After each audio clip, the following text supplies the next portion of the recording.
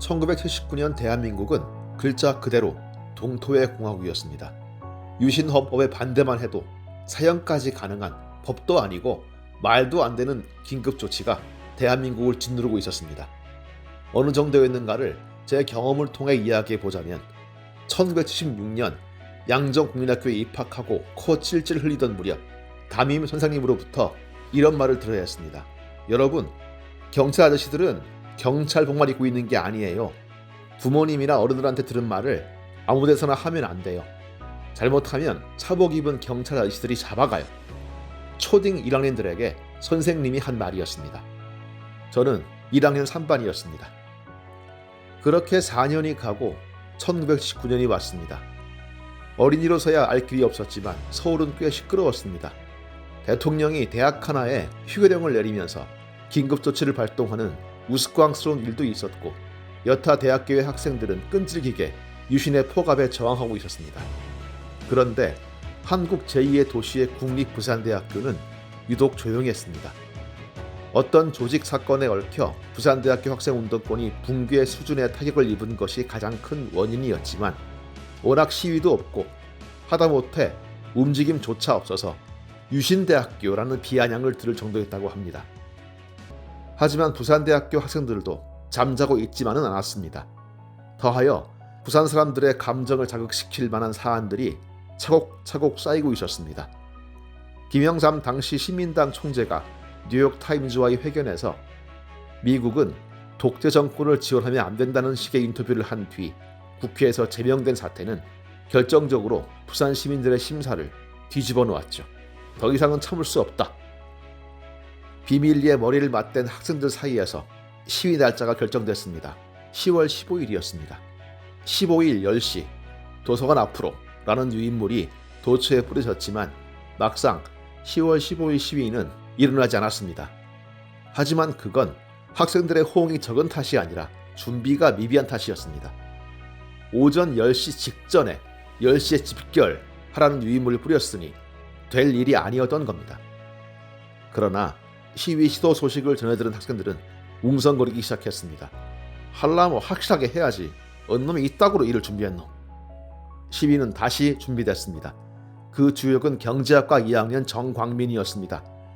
전날 밤새 등사기로 밀어낸 선언문을 몇몇 학우들에게 나눠준 후 정광민은 자신의 동기들과 선후배들이 앉아있던 강의실 문을 박차고 들어갔습니다.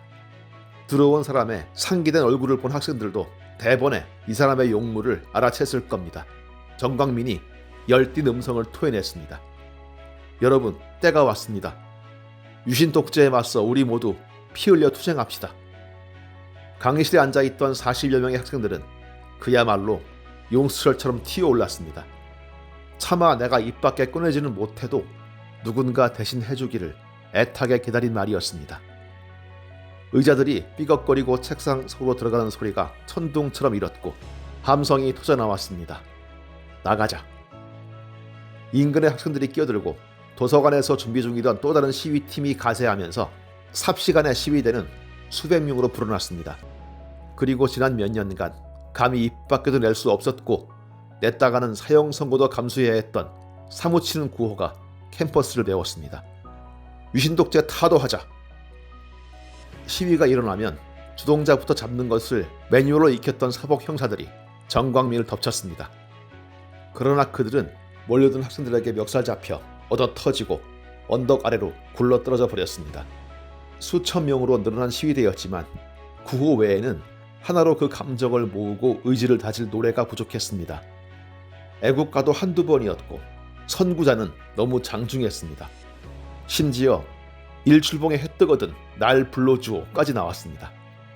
어둠의 시절 오죽 그 해가 그리웠을까마는 데모할 때 부를 노래는 아니었죠. 가슴은 터져나갈 듯한데 토해낼 노래가 없어 답답해 미치겠던 부산대학교 학생들의 마음을 묶어 세운 노래가 있었습니다. 부산대학교 교가였습니다. 진리와 이상으로 불타는 젊은 학도, 외치노니 학문의 자유, 이곳이 우리들의 부산대학교. 수천 명의 학생들이 필사적으로 저지하는 경찰의 벽을 무너뜨리고 시내로 진출했습니다. 곳곳에서 격렬한 충돌이 빚어지는 가운데 학생들은 시청 앞으로 집결하기로 했습니다.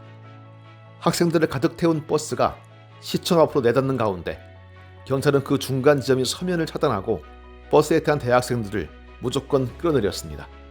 그러나 경찰은 머지않아 그것이 얼마나 미련한 짓이었는가를 깨닫게 됩니다. 간선도로가 하나뿐인 부산에서 서면을 틀어막는 것은 전 도시를 마비시키는 일이었던 겁니다. 경찰은 속수무책 길을 열었고 대학생들의 버스는 시민들의 환호 속에 남포동으로 달렸습니다. 어떤 버스 기사는 경찰차가 쫓아오자 맹렬히 악셀레이터를 밟아 경찰을 따돌리기도 했습니다. 번화가 남포동에 집결한 학생들은 경찰에 맞서 데모를 벌이면서 또 한 번 자신들의 교가를 부르면서 뭉칩니다. 남포동 번화가에는 부산대학교 출신의 회사원들이 부지기수였습니다. 그들은 가물가물한 교가를 따라 부르면서 후배들을 고무합니다. 동아대학교 등 다른 대학교 학생들도 합세했습니다. 1979년 10월 16일 부산대학교의 불씨는 그렇게 불의 홍수가 되어 도시를 덮쳤습니다. 부산은 그저 롯데자이언츠에 집착하는 야구의 도시나 대한민국 제2의 도시에 그치는 이름만은 아니었습니다. 시위에 열정적으로 참여했던 동아대학교 학도구단장, 즉 총학생회장 이용수는 경찰에 체포돼 영도경찰서에서 무지막지한 고문을 받았고 그 후유증을 이기지 못하고 몇 년 뒤 세상을 떴습니다.